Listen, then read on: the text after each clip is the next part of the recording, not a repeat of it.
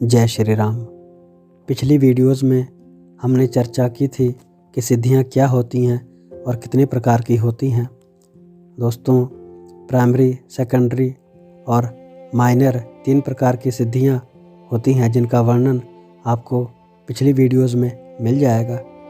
आज हम सब इसी विषय को आगे बढ़ाते हुए जानेंगे कि आखिर सिद्धियों की प्राप्ति कैसे होती है। दोस्तों, सिद्धियां बहुत ही ज़्यादा चमत्कारी और लुभावनी होती हैं। जो भी व्यक्ति इनके बारे में चर्चा करता है, पढ़ता है या सुनता है, उसके मन में भी इन सिद्धियों की प्राप्ति की लालसा उत्पन्न हो जाती है। दोस्तों, हमारे शास्त्रों में मुख्यतः 4 उपाय बताए गए हैं जिनसे इन सिद्धियों की प्राप्ति हो सकती है। तो आइए जानते हैं वो चारों उपाय कौन कौन से हैं। दोस्तों, सिद्धियों की प्राप्ति का पहला उपाय है जन्म से, अर्थात कुछ व्यक्ति विशेष को जन्म से ही सिद्धियां उपलब्ध होती हैं।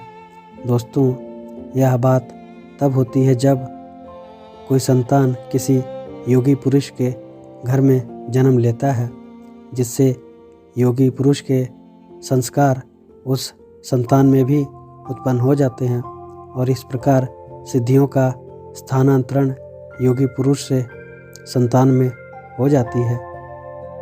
दोस्तों, ऐसे उदाहरण हमारे शास्त्रों में बहुत ही कम मिलते हैं जिनमें व्यक्ति को जन्म से ही सिद्धियां उपलब्ध हों। दूसरा उपाय है मंत्र जाप। यह उपाय बहुत ही ज़्यादा प्रचलित भी है। हमारे शास्त्रों में ऐसे अनेक उदाहरण मिल जाते हैं जिसमें हमने पाया है कि ऋषि मुनि मंत्र जाप के द्वारा अनेक सिद्धियों को प्राप्त कर लेते हैं।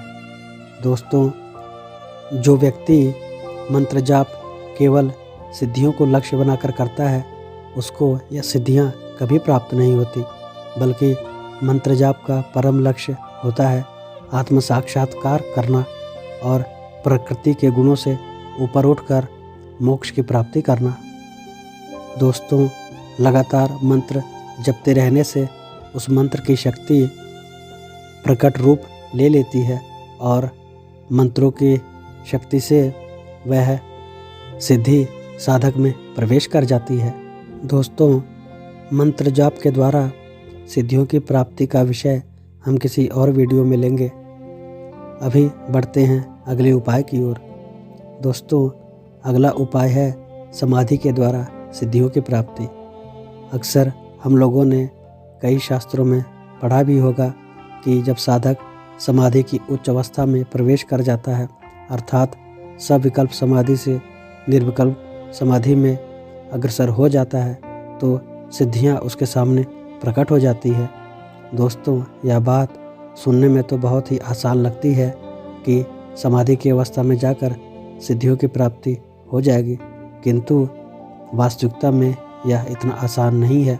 दोस्तों, समाधि की अवस्था तक पहुंचने के लिए साधक को वर्षों लग जाते हैं। बहुत ज़्यादा तपस्या और संयम का चुनाव करना पड़ता है, तब कहीं जाकर वो सिद्धियों की प्राप्ति कर पाता है। सिद्धियों की प्राप्ति का आखिरी उपाय है औषधि। दोस्तों, औषधि का प्रयोग करने से सिद्धियों प्राप्ति के उदाहरण भी बहुत ही कम मिलते हैं। वास्तव में औषधि के द्वारा सिद्धियों की प्राप्ति का रहस्य गुरु और शिष्य में गुप्त रहता है। यह बात किसी बाहरी व्यक्ति के सामने प्रकट नहीं की जाती। दोस्तों, अगर हम औषधि का एक उदाहरण लें तो आप लोगों को ज्ञात ही होगा कि संजीवनी बूटी लाकर लक्ष्मण जी को मूर्छा से चेतन अवस्था में लाया गया था। दोस्तों, एक साधक को सिद्धियों के चक्रों में कभी नहीं पड़ना चाहिए, बल्कि साधक को अपने परम लक्ष्य अर्थात भगवत प्राप्ति की ओर ही बढ़ना चाहिए। प्राय मार्ग में ही ऐसी सात्विक सिद्धियों की उपलब्धि हो जाती है, परंतु साधक इन सिद्धियों का प्रदर्शन समाज में कभी नहीं करता। इसी तरह की और भी आध्यात्मिक वीडियोस पाने के लिए चैनल को लाइक, सब्सक्राइब और शेयर कर दे। दोस्तों, फिर मिलेंगे एक नए वीडियो में नए विषय के साथ। तब तक के लिए जय श्री राम।